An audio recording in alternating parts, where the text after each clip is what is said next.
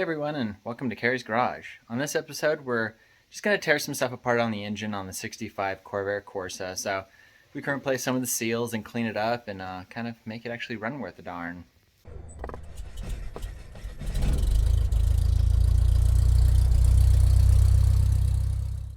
So here's the 140 flat 6 air cooled in the 65 Corsa.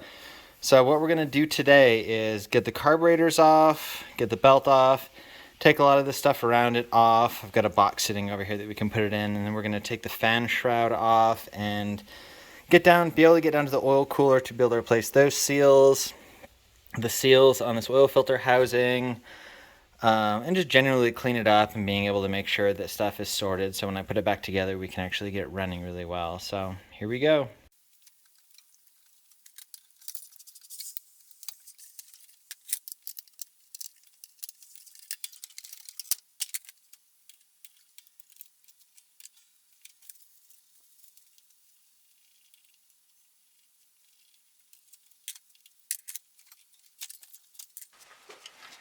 So we're starting off here by taking the carburetor throttle crossover linkage.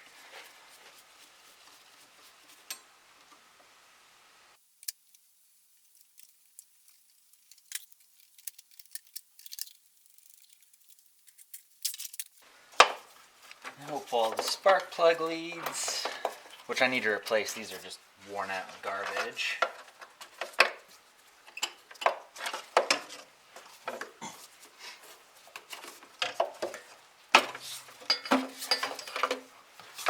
I already got the distributor cap off and pulled the rotor. Let's get the fuel lines off.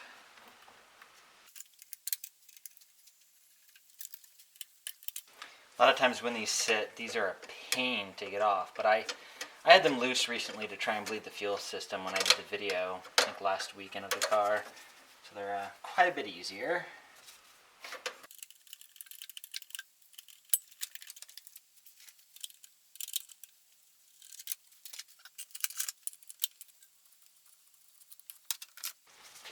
So let's go ahead and pull the fuel pump as well. Pretty easy. There's just a single set screw on it that you loosen up, and it just usually will pull right out.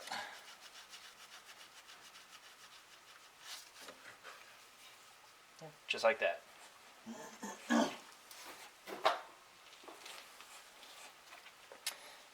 Alright, let's get the carburetors off.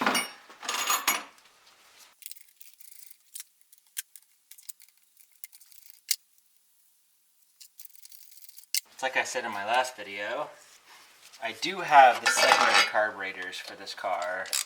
I just need to get the progressive linkage. It's just one or two pieces that I'm missing. But we will definitely source those. We have to pull the choke linkage off, which there's just a little bimetallic strip in the cylinder head, so when it's cold it pushes these up to activate the choke, and then when it warms up it pulls them off. These haven't been off in a while. Alright, so we do that. Snap the clip back into place so we don't lose it. This one is missing the clip, so that one's already off. And this is the vacuum advance to the distributor, and now it should just pull right off, just like that. Make sure to get the washers, they don't fall down anywhere.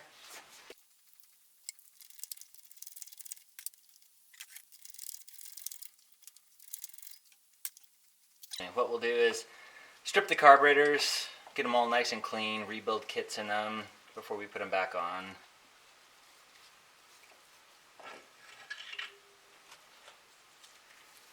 There's number 2. Obviously, if the 2 secondary carburetors were still on, we'd have to take those all apart as well. But they're missing.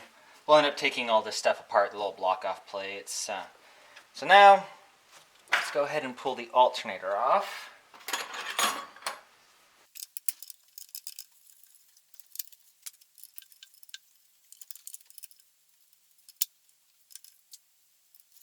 where we can, like this nut, I'll just go ahead and put that back on the alternator so it doesn't get lost.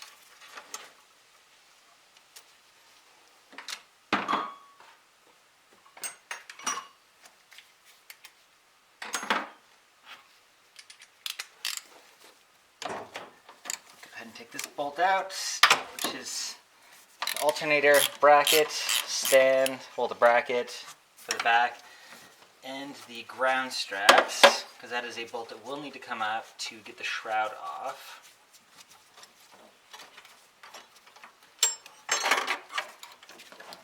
Take the bracket off, and then we'll just go ahead and take the bolt out and just lay the ground straps aside.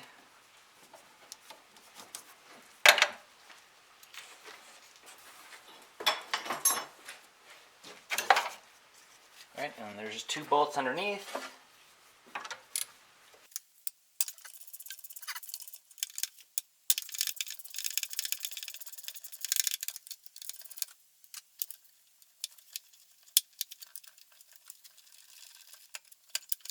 There's the alternator.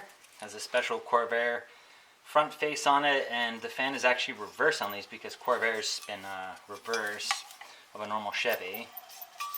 And bearing in that sounds like it's bad, so we're going to have to go ahead and probably rebuild or just replace it. Probably going to upgrade it and just do a 1-wire to get rid of the voltage regulator. Pretty easy to do.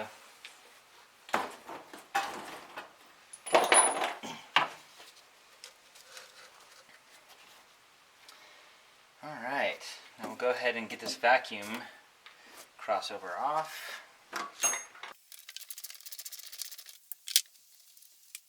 And now the vacuum hoses that are on this crossover, I guarantee those are garbage, which they are, so we will definitely be replacing those. Now we'll have to loosen up the crankcase vent. Of course I don't have the right socket for that, but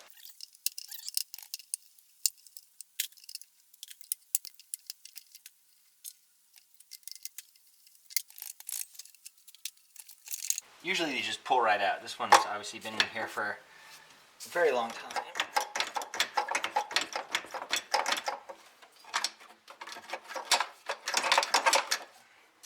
Okay, well, the next thing we also have to remove is, since this is a Corsa, it has the small vacuum line that runs up to the instrument cluster. So let's go ahead and get that pulled off so it doesn't get damaged.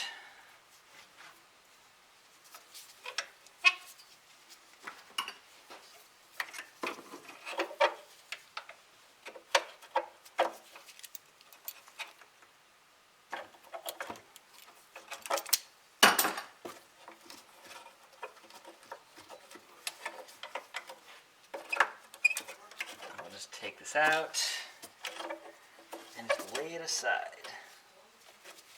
If this doesn't want to come out, that's cool. Who knows if this has ever been out? Probably not.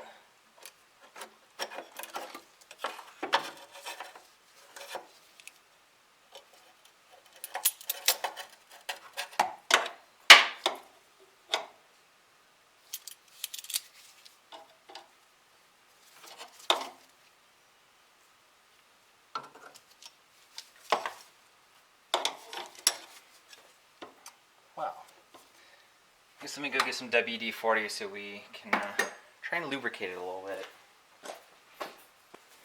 Same with down here, we'll put some WD-40 on that.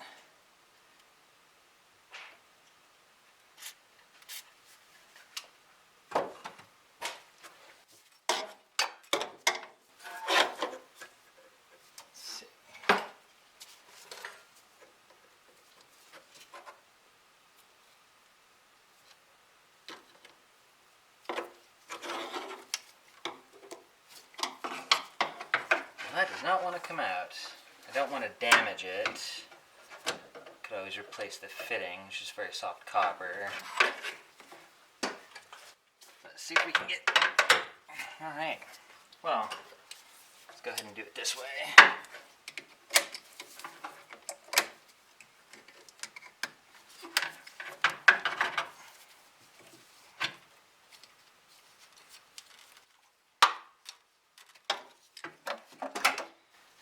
Off, and should be able to just pull that out.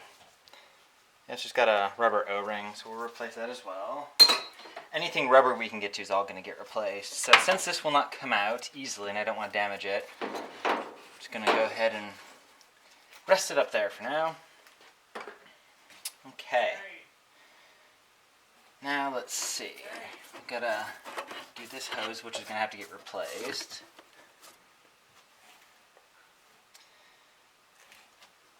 And we'll have to take all this apart, so I'm just going to set it aside for now because we'll be able to get the fan shroud off, get the oil cooler cover off. Alright, here's the cover to the oil cooler. And now we're at the point everything is now free and clear, so we can start getting all the bolts around the perimeter of the fan shroud, which I guess I need to get a smaller one for that. So go ahead and get all these. There's quite a few running around the perimeter of varying different sizes, of course. So I'll go ahead and clean this up a little bit, get those off, and then we'll take the fan shroud off. Well, we've now reached a point that I'm pretty sure I got all the fasteners for the fan shroud. Also, they call it the turkey roaster, which is soft. It looks like you could roast a turkey in it, minus the fact there's a gigantic hole in it. But got the oil filter and alternator adapter loose, so let's see if we can get it free. This thing hasn't been off in a long time, and I missed a bolt, so let's get that off real quick.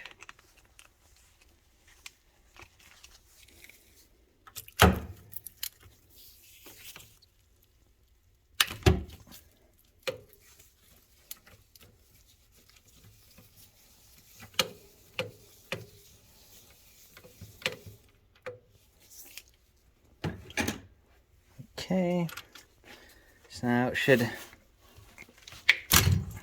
come off.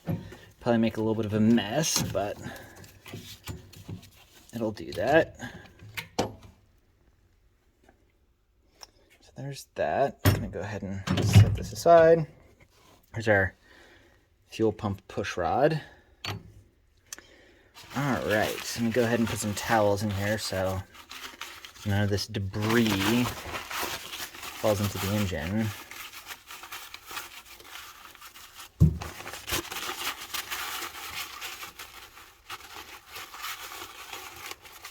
Okay, so let's go ahead and pull the dipstick and see if this guy will come off. Not quite. There might be one more fastener hiding under some tar sealant, so let me check real quick. Well, it does appear that I missed two fasteners on the back. It was just hiding under some of the original tar sealant and some crap. So now, yep. And there we go. There's the original fan shroud. Go ahead and throw it over here. And let's take a look at the engine. So there's a Corvair engine without the fan shroud on. So there is a bit of buildup and some junk down here. Oh, look. On the original clips for the choke.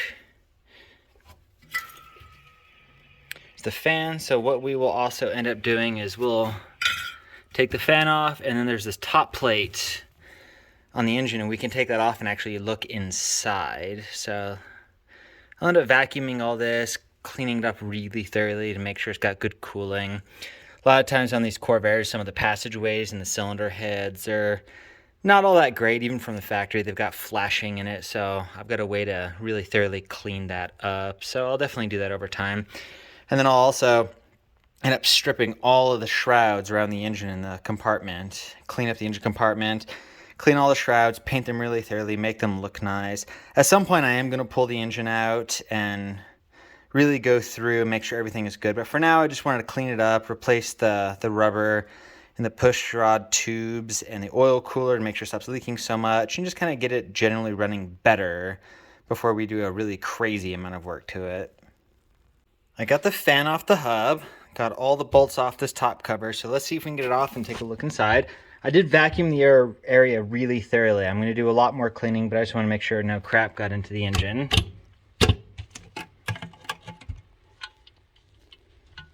So here's the top cover. And this is kind of like a what you would call a windage tray almost, but let's see if we can get that guy off.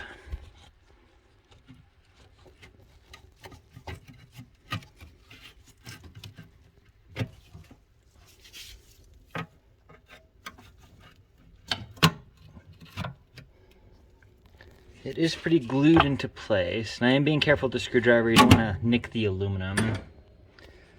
So I'll go ahead and get this guy off.